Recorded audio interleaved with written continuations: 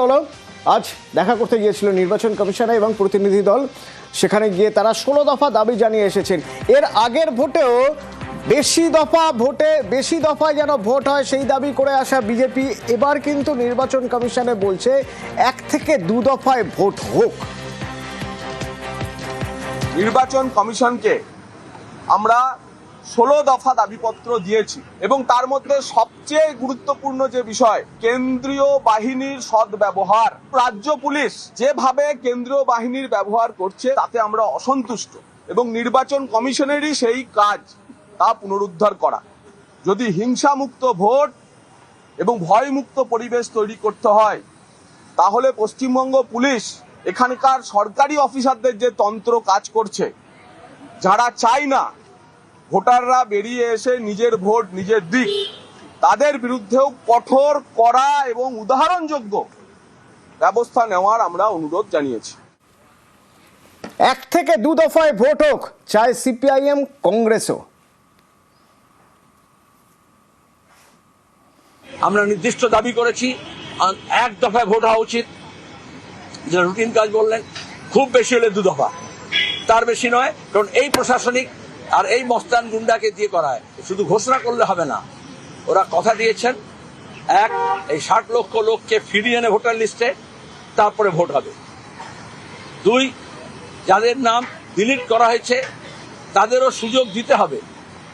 আর 3, election commission কোনো রাজনৈতিক পক্ষপাত দুষ্ট হলে চলবে না।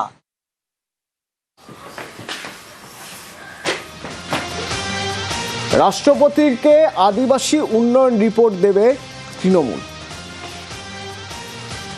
কারণ একটা গুরুত্বপূর্ণ পদক্ষেপ। যে সংঘাতের পরিস্থিতি বা বলা ভালো যে ছবিটা উঠে আসছে, সেখানে কৌশলী পদক্ষেপ। আমি একটু আবিরের সঙ্গে কথা বলবো। আবির, আদিবাসী উন্নয়নের রিপোর্ট রাষ্ট্রপতির কাছে তুলে দেওয়া হবে, এই পদক্ষেপটাকে কিভাবে দেখছে রাজনৈতিক মহল?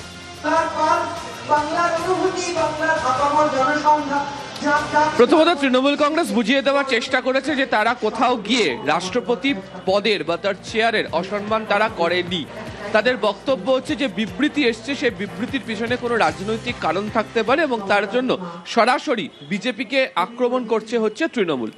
দুটো রাস্তা বাছাই করে তারা এগোচ্ছেন। প্রথমত যে রাষ্ট্রপতি যে বক্তব্য রেখে গিয়েছেন সেই বক্তব্যের পরিপ্রেক্ষিতে রাজ্যও চাইছে তাদের গত 15 বছর ধরে প্রত্যেক কটা ক্ষেত্রে দাঁড়িয়ে আদিবাসী জনজাতি সম্প্রদায়ের মানুষজন কি ধরনের সুবিধা পেয়ে এসছেন তার পূর্ণাঙ্গ বিস্তারিত তালিকা প্রত্যেক বছরের তথ্য সহ তুলে ধরার জন্য, এবং যে সমস্ত প্রকল্প রয়েছে, আর্থিক স্বনির্ভরতার প্রশ্ন রয়েছে, স্কুল কলেজ বিশ্ববিদ্যালয়ের যাবতীয় কাজ হয়েছে তার পুঙ্খানুপুঙ্খ তথ্য সেই রিপোর্টের মধ্যে থাকবে। সূত্রের খবর আজকেও দিল্লিতে থাকা 2 সাংসদকে বলা হচ্ছে যে এই বিষয় নিয়ে রাষ্ট্রপতি ভবনের সঙ্গে কথা বলার জন্য, দ্রুত কথা বলার জন্য, এবং যাতে দ্রুত অ্যাপয়েন্টমেন্ট রাষ্ট্রপতি ভবনের তরফ থেকে পাওয়া যায় সেই বিষয় নিয়ে জানতে বলা হয়েছে। দ্বিতীয় যে পদক্ষেপের কথা, আজকেও এই মঞ্চ থেকে কিছুক্ষণ আগে জ্যোৎস্না মান্ডিও একই কথা বলছিলেন বক্তব্য রাখতে গিয়ে, যে তথ্য দেওয়া হচ্ছে সেই তথ্যকে যেভাবে রাজনৈতিকভাবে বিধানসভা নির্বাচনের আগে ব্যবহার করা হচ্ছে, তার সঙ্গে বাস্তবের এই রাজ্যের আদিবাসী জনজাতি সম্প্রদায়ের বাস করার যে অবস্থান তার মধ্যে ফারাক রয়েছে। এই রাজ্যে যারা বাস করেন তারা কি ধরনের সুবিধা পেয়ে থাকেন সেটা মানুষের কাছে তুলে নিয়ে যাওয়াটা তারা অত্যন্ত জরুরি বলে মনে করছেন। এবং তুমি যদি দেখো তাহলে দেখবে এই রাজ্যের একাধিক বিধানসভা আসন রয়েছে যেখানে আদিবাসী জনজাতি সম্প্রদায়ের মানুষের ভোটও একটা ফ্যাক্টর।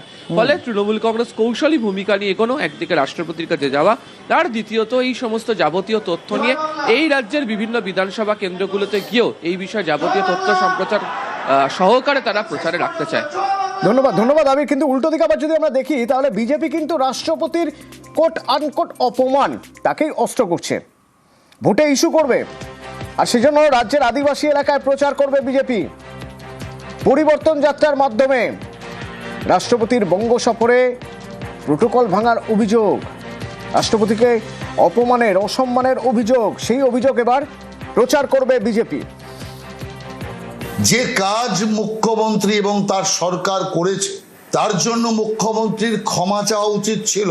আদিবাসী সমাজ এবং আদিবাসীদের প্রতিনিধি দ্রৌপদী মুর্মু জিকে অপমান করা, তৃণমূলের যে কালচার, সেই কালচারের বিরুদ্ধে আমরা আমাদের কার্যকর্তারা জায়গায় জায়গায় এটা প্রচার করব।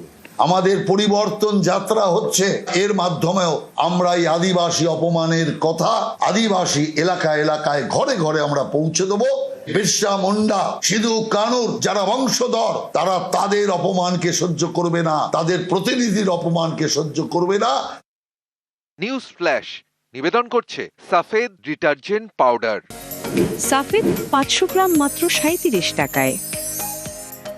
अक्कड़ बक्कड़ बम्बे बो। বাড়িতে কোন টিএমটি লাগিয়েছো? মাইথন স্টিল। তোমার উপর ট্রাস্ট করতে পারি। ওকে। স্ট্রং মানে মাইথন স্টিল।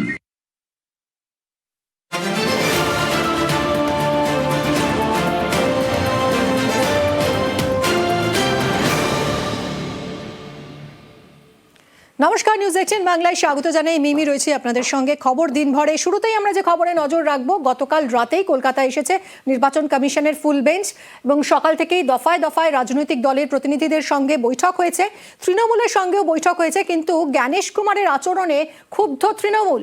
কমিশনের বৈঠকে চন্দ্রিমা ভট্টাচার্যের উপর চেঁচানোর অভিযোগ। চন্দ্রিমা ভট্টাচার্য, ফিরহাদ হাকিম এবং রাজীব কুমার, এই তিনজনের প্রতিনিধি দল আজ নির্বাচন কমিশনে যান। বৈঠক হয়, কিন্তু সেই বৈঠকে ক্ষুব্ধ তৃণমূল। ক্ষোভের কি কারণ, সোমরাজ রয়েছে সঙ্গে, আরো জানাবে সোমরাজ।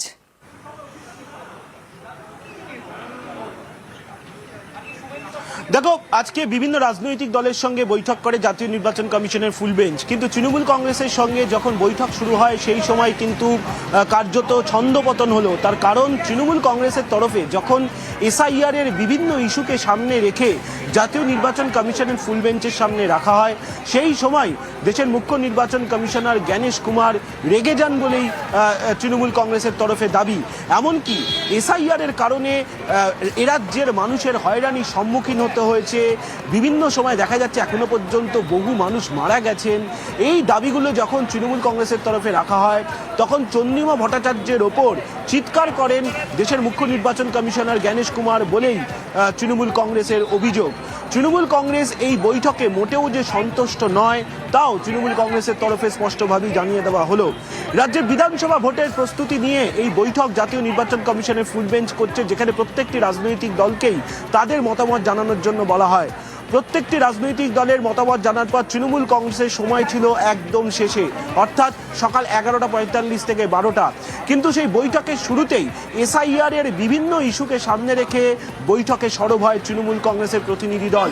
আর তখনই ক্ষিপ্ত হয়ে ওঠেন দেশের মুখ্য নির্বাচন কমিশনার বলেই তৃণমূল কংগ্রেসের দাবি, এবং এতেই তৃণমূল কংগ্রেস সন্তুষ্ট নয়। তার কারণ, এর আগেও তৃণমূল কংগ্রেসের তরফে বারবার একাধিক দাবি রাখা হয়েছে এই এসআইআরকে কেন্দ্র করি, কিন্তু তারপরেও সেই এসআইআরকে কেন্দ্র করে কোনো উত্তর আসেনি। আজকেও যখন বৈঠক শুরু হয়, সেই সময় তৃণমূল কংগ্রেসের তরফে এসআইআর নিয়ে বেশ কিছু দাবি রাখা হয়। যেমনভাবে রাখা হয় যে এইআরওদের ক্ষমতা খর্ব করে দেওয়া হয়েছে এই এসআইআর এর সময়। শুধু তাই না, এটাও বলা হয় যে আন্ডার অ্যাডজুডিকেশনের নামে রাজ্য মন্ত্রিসভা সদস্যদের নাম পর্যন্ত আন্ডার অ্যাডজুডিকেশনের তালিকায় রয়েছে। শুধু তাই না, এটাও বলা হয় যে এমন ভোটারদের নাম, বৈধ ভোটারদের নাম বাদ দিয়ে দেওয়া হচ্ছে। ফর্ম 6 এবং ফর্ম 7 নিয়ে যে সঙ্গে থাকো সোমরাজ। অর্থাৎ কমিশনের ফুল বেঞ্চের বৈঠকে অসন্তুষ্ট তৃণমূল কংগ্রেস, এবং বৈঠক শেষে বেরিয়ে এসে কি বলেছেন চন্দ্রিমা ভট্টাচার্য শুনবো। যেমন প্রতিবার উনি একাই বলেন, উনি একাই বললেন, তারপর খানিকক্ষণ পর ক্ষিপ্ত হয়ে গেলেন, আমাদের বলছেন আমরা চেঁচাচ্ছি। তারপরে সুপ্রিম কোর্টে যখন সবকিছু আছে, আর তো কিছু বলার নেই, অন্য জায়গায় সব ঠিকঠাক হয়ে গেছে, আপনারা সুপ্রিম কোর্টে গেছেন, সুপ্রিম কোর্টে যাওয়াটা কি অন্যায় হয়েছে নাকি? আমাদের রাইট আছে সুপ্রিম কোর্টে যাওয়ার, তার জন্য আমরা গেছি। আমি একজন মহিলা, আমাকে বলছে ডোন্ট শাউট। আমি বললাম কিভাবে বলছেন আপনি?